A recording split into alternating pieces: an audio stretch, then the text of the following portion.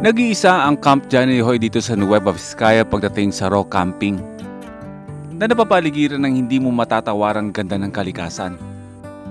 Ipinanganak ito ng may saya at pangarap. Say something like you love me. Pinapatakbo ito ng mag-asawa na walang ibang pangarap kundi ang makilala ang campsite para makatulong sa pamumuhay nila.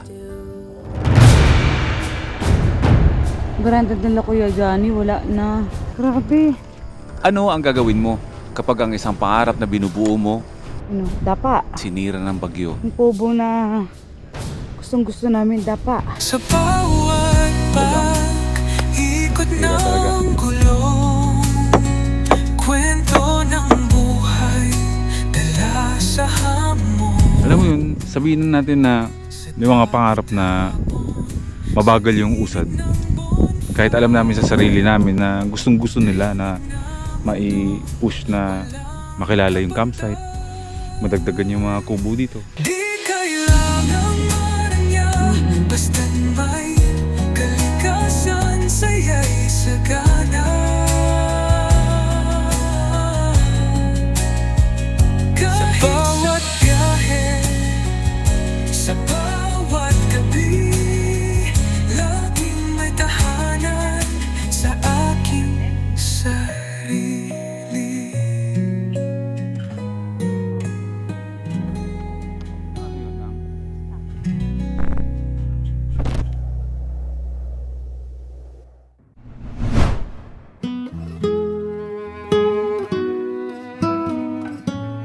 Na-experience ng Nueva Vizcaya ang hagupit ng bagyong Uwan na kung saan ay ito'y katabi lang ng Isabela. Ang Isabela naman ang pinakasentro ng bagyo. Pero gano'n pa man, tuloy ang buhay.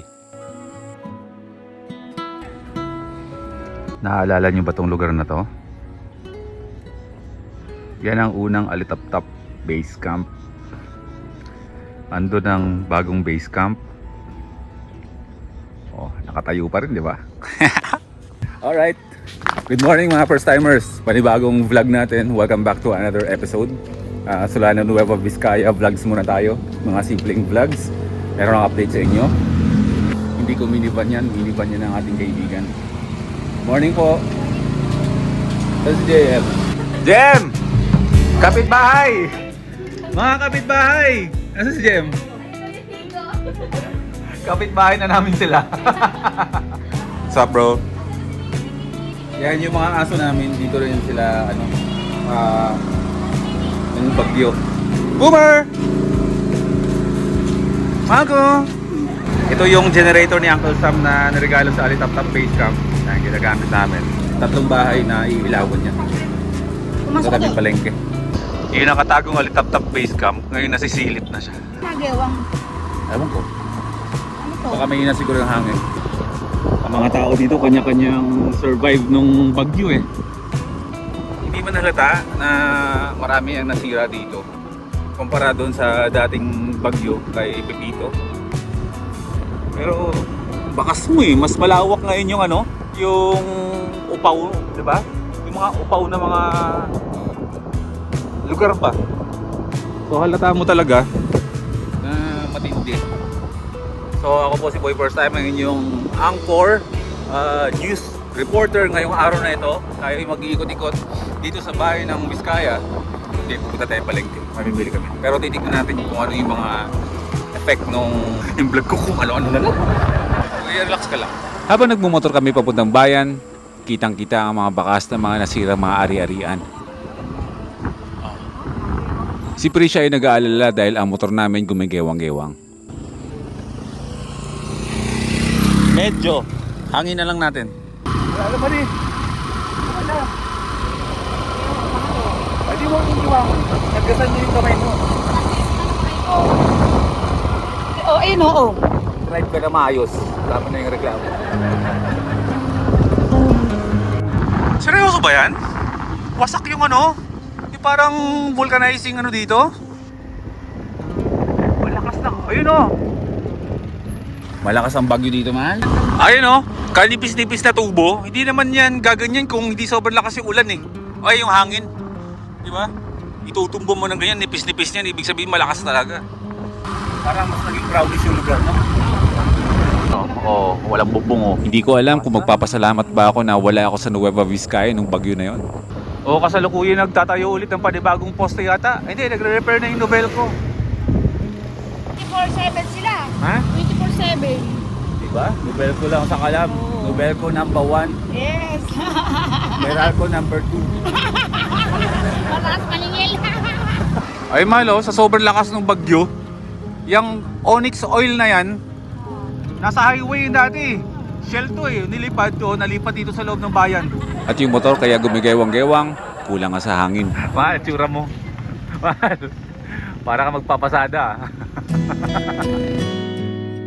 At dahil hindi naman kamahalan yung mga gamit na nasira ng bagyo sa amin, bili ka ng puti para makita mo agad kung madumi. Eh, bibili tayo ng mga gamit na hindi rin naman kamahalan. Tulad na lang ng mga lagayan ng sabon na halagang tig 20 pesos lang. Lagayan sandok. Hindi, ganito bili mo para hindi mabilis madumihan. Ay, may basag. Binagyo eh. Hindi pala basag. Bumili na rin kami ng bigas na sakto lang na makukonsumo namin habang nagsistay kami dito sa Vizcaya. Dalawang rice. Pinaktakan at ano to? Ano to isa? Nilaga baboy? Okay. Sa labas na rin kami kumakain para mas ma-maximize namin yung mga oras namin sa paglilinis ng base camp.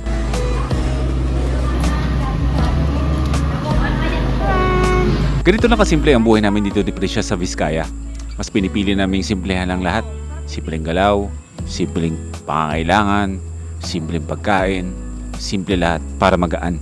Kasi kapag lumalabas na kami ng Vizcaya at bumabalik kami sa biyahe, doon medyo mabigat.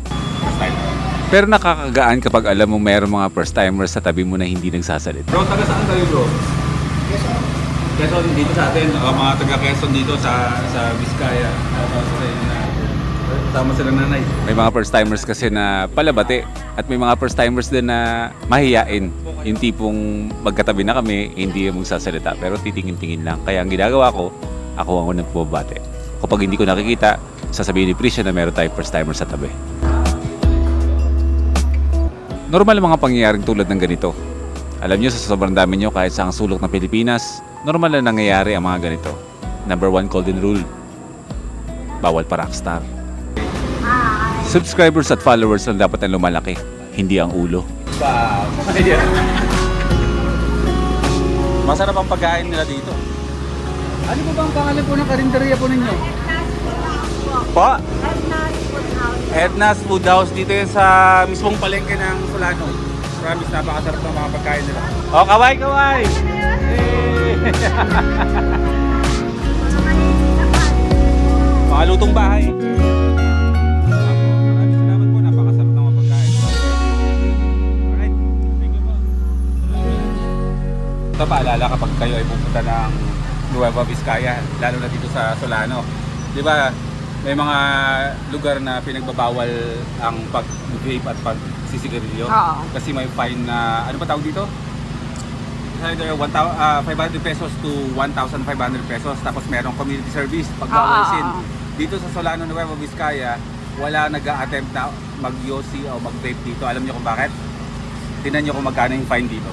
Offenders are liable to maximum fine of 10,000 pesos. Bigay ng jacket yan. 10,000 pesos sa mga first timers ang fine dito kapag nahuli ka ng sigarilyo dito tsaka mag-vape. Kaya huwag kayong mag-vape, huwag kayong mag-yosi kapag nasa Solano kayo kasi tumatagit din na 10,000 pesos. Dito sa bayan ha? Dito sa bayan. Basta bawal. Tingnan mo to. Ano yun? Boy P. Di ba mabili tayo bigas? Iniwan natin. Boy P nakapangalan, no? Angat.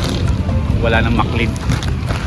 Boy P na hanggang sa dulo ng walang hanggan. Tara, let's go. Alambre.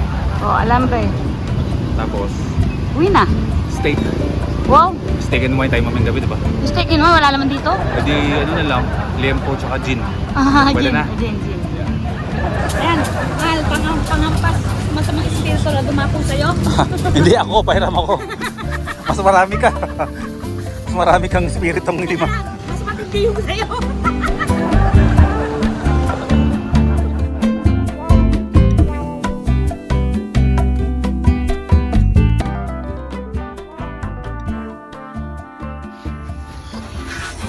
Lagay mo na. Ikaw na. Bakit? Kasi pag ako naglagay dyan, kahit hindi ako yung nagluto, ako yung magmumukhang nagluto. Alagay lang. Madalas na nangyayari yan eh. Ito lang gulay natin eh. Sinigang na baboy yan. Hanggang hapunan na yan. Yes. Kung kukulangan man konti, mamayang gabi, dadagdagan namin yan ng mga ganyan, sardinas. Ganyan lang ka-simple. Okay, tuloy yung kwento natin. Yung pamamalengke namin, nangyari yan sa loob ng 3 araw na. At lumipas yung mga araw na meron na tayong inaasikaso na ibang project at kailangan ko siyang isubmit. Kaya ngayon medyo nakakahinga-hinga na kami. At ang plano nga dapat ngayong araw na to ay pupunta tayo ng Camp Johnny Hoy. Maliban sa gusto namin silang kamustahin, sila Kuya Johnny doon, gusto rin namin mag-camping. Pero yung panahon, gumanda yung panahon pero ngayon parang dumidilim na naman at gabi-gabi dito ay umuulan na naman. Pero tignan natin, no? Sa mga susunod siguro, tignan natin. Bahala na kung anong mangyari. Kayong dalawa, ikaw, napaka-osyosero mo ho. Kung anong ginagawa ko, nakiki-osyoso ka rin, no? Putsukoy! Putsukoy! Yan ang sinasabi kong sinigang. Maasim. Favorite ni Boy Pe. Bagoong yan? Yeah. Sa paigo pa ko man.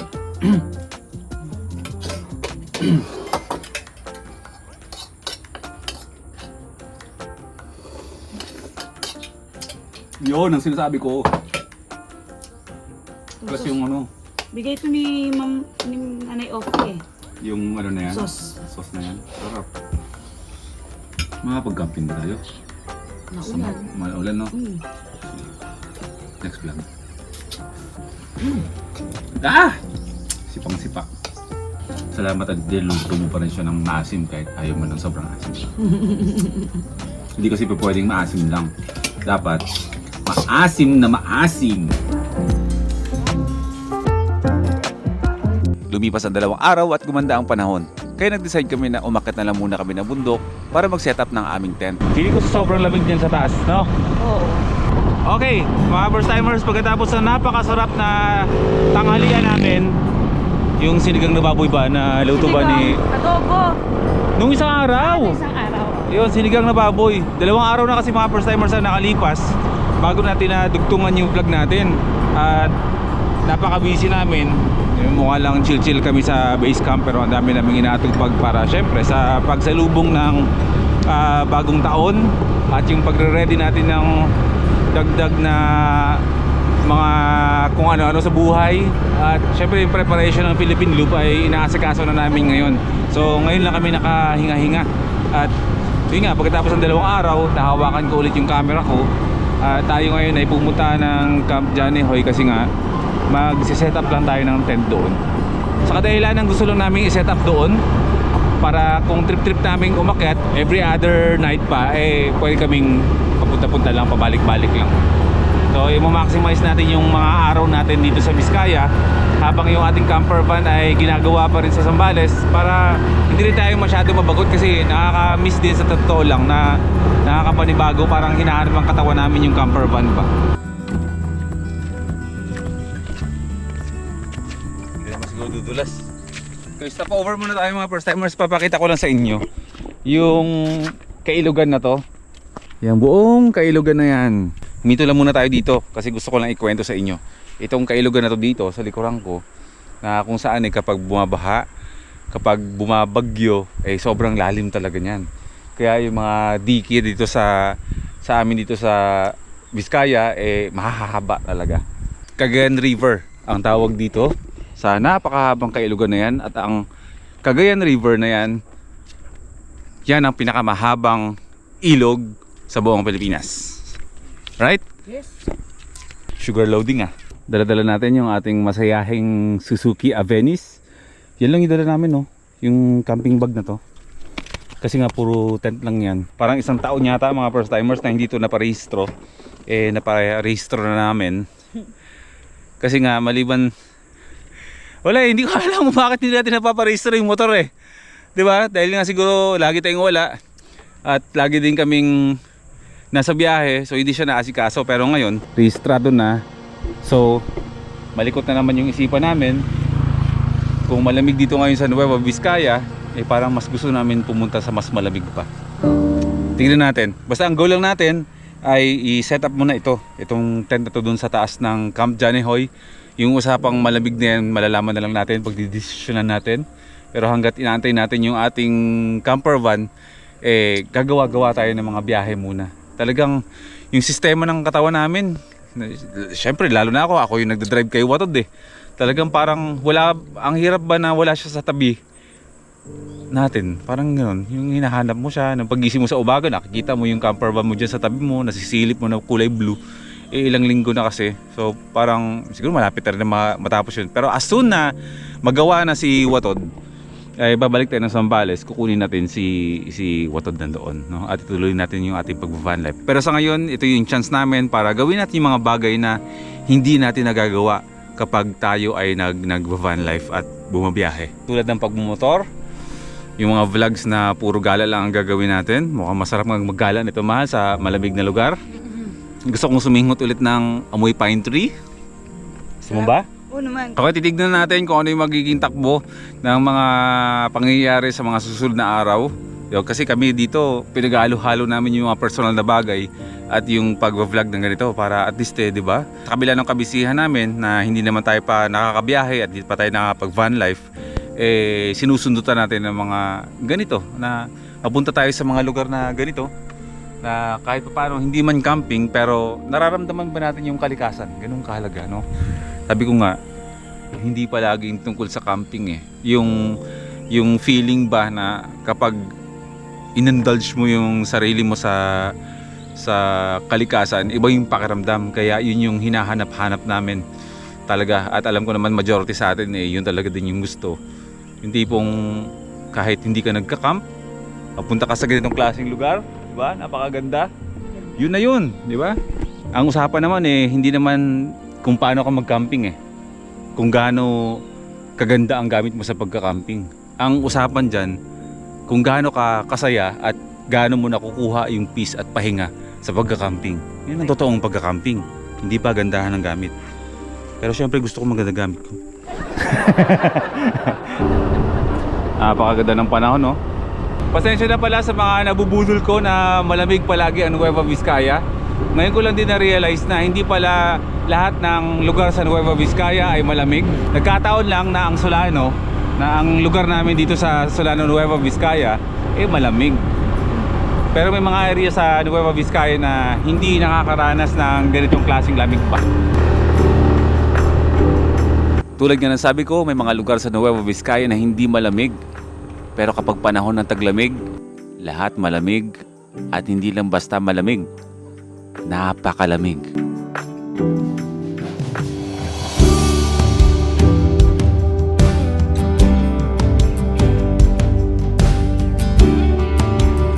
At isa yan sa dahilan kung bakit pabalik-balik tayo ng Camp Johnny Hoy. Maliban sa kapamilya na natin sila. Yung malamig na klima ng hangin, yung mga nagagandahang mga kabundukan na malapit lang sa'yo.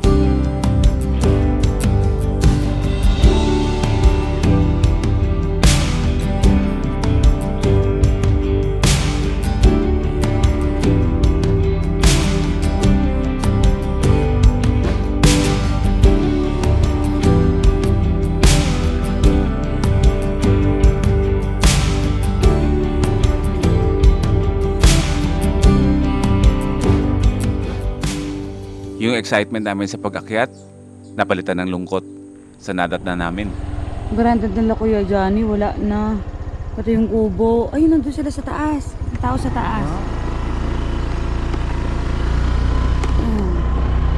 Palungkot naman. Bigla ako nalungkot. Wala, sobrang lakas talaga ng bagyo Nasira yung bahay nila Kuya Johnny. Kung maaalala ko, nasabi ko pa nung nakaraang vlog natin na gusto kong bisitahin ang Camp Johnny Hoy kung kamusta sila doon. Wala, bumagsak yung kubo. Wala na. Wala na yung kubo. At ganito pala ang sinapit nila. Akatin na lang natin, dito na lang to. Akit ako doon. Sige. Grabe.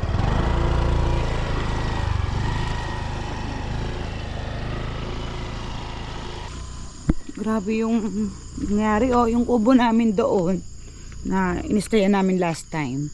Wala na. My God, ganun talaga siya kalakas. Samantalang nung Pepito, hindi niya nadala yan. Yung kubo na yan. Pero ngayon, wala na. Grabe. Lasag-lasag.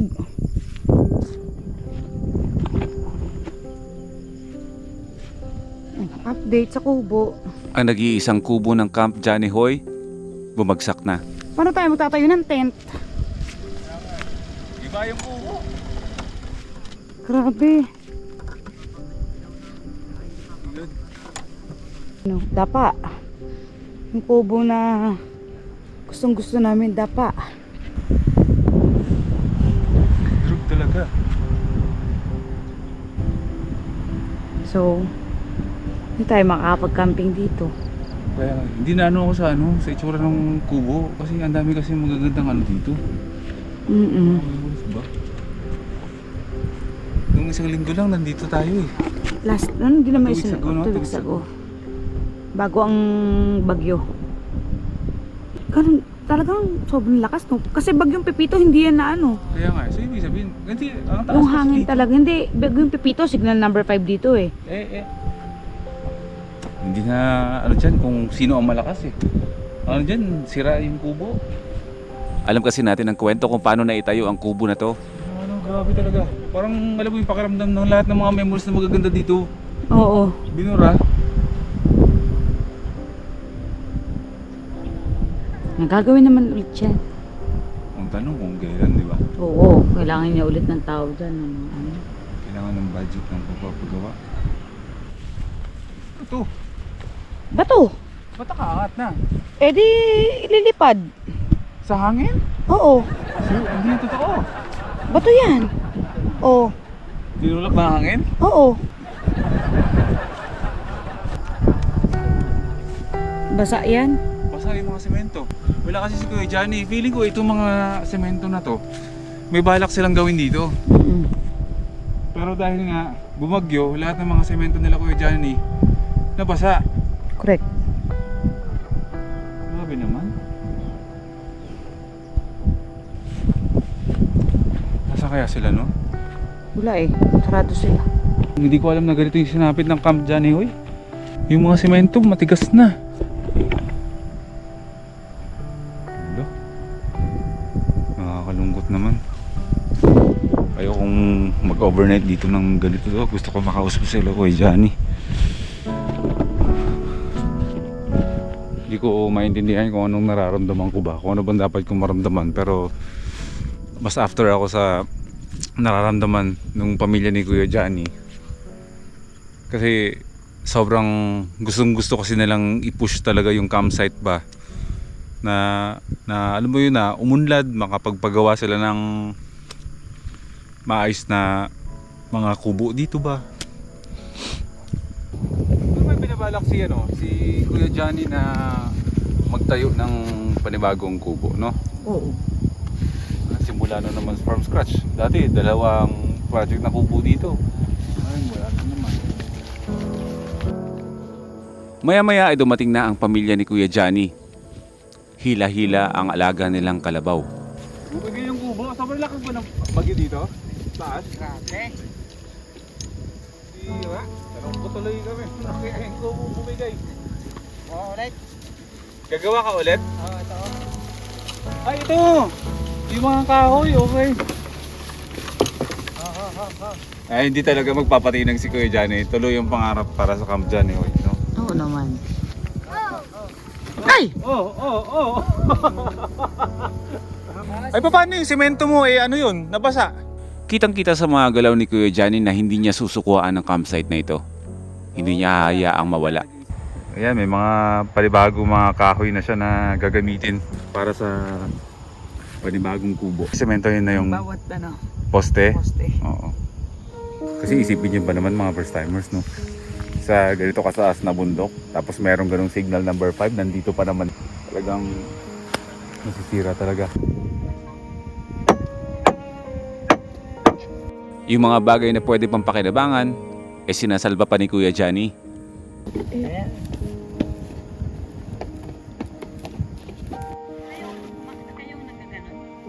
Alam mo yun, sabihin na natin na may mga pangarap na mabagal yung usad. Kahit alam namin sa sarili namin na gustong gusto nila na mai-push na makilala yung campsite, madagdagan yung mga kubo dito.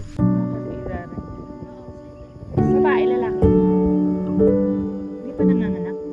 Pero syempre, iba ang pamumuhay sa syudad, iba ang pamumuhay dito sa taas ng bundok, di ba? Tingnan mo ganitong mga semento na to, hindi ko alam kung para saan yun, kung sa kanila ba yan o sa project dito. Pero yung mabasa ng ganyan at tumigas ng ganyan yan, sayang yan. Isang ama na tahimik lang. Pero makikita mo sa mga kilos niya na meron talaga siyang pangarap sa lugar niya. Pati na rin ang asawa niya malapit na rin manganak. Wala tunog, hindi mo narinig sa sobrang lakas ng hangin? Kahit katatapos lang ng bagyo, gumagawa agad si Kuya Johnny ng paraan para maitayo ulit ang kubo. Para kahit papano, merong suporta sa kanila ang campsite na ito.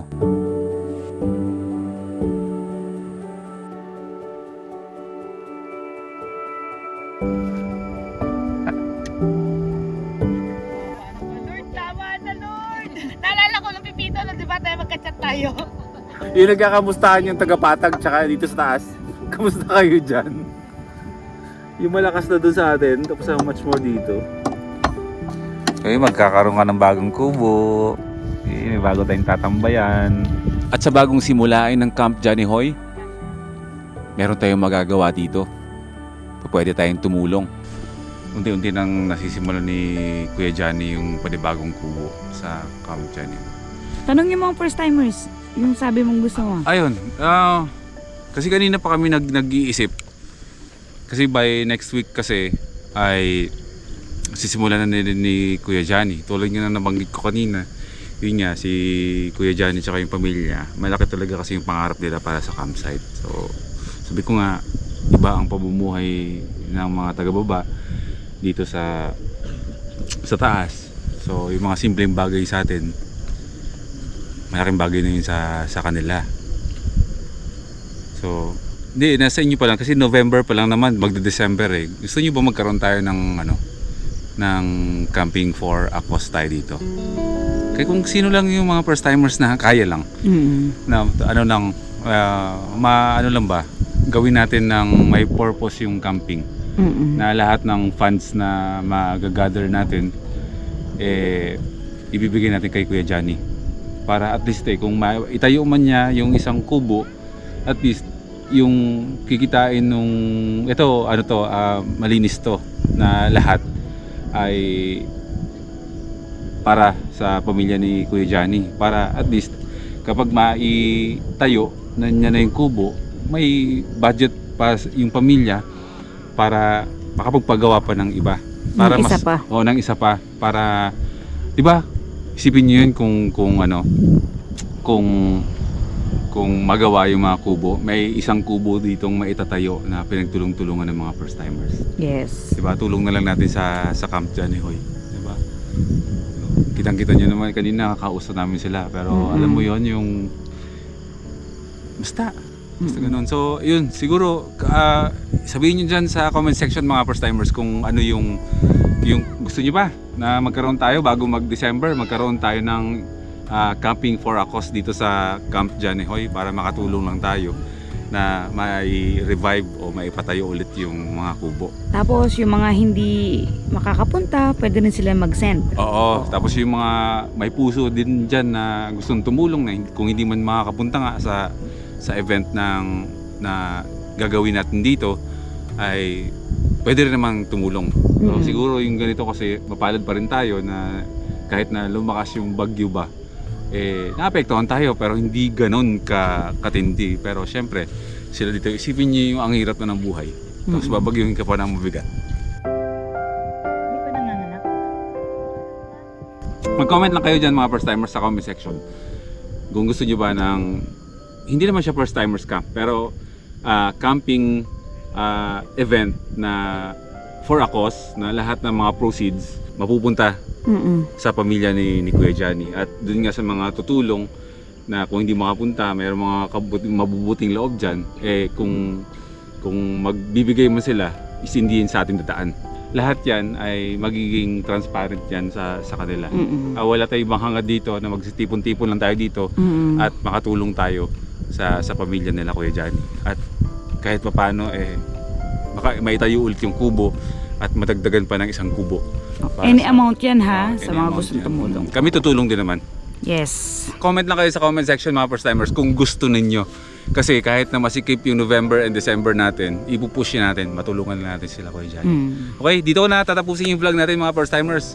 Pasensya na naging ganito yung ending ng vlog natin. Kami nalulungkot. Pero syempre hindi tayo nawawala ng pag-asa. Gagawa natin ng paraan yan. Gagawa tayo ng maitutulong paraan para tayo makatulong sa kanila ng abot ng ating makakaya. At yung nasirang Camp Johnny Hoy, may ibabalik din yan sa dati at sana mas gumanda pa lalo. So magkita-kita tayo mga first timers sa next na vlog. Life is good dito sa Camp Johnny Hoy, kahit na binagyo to at nasira, tiwala lang. There's no turning back.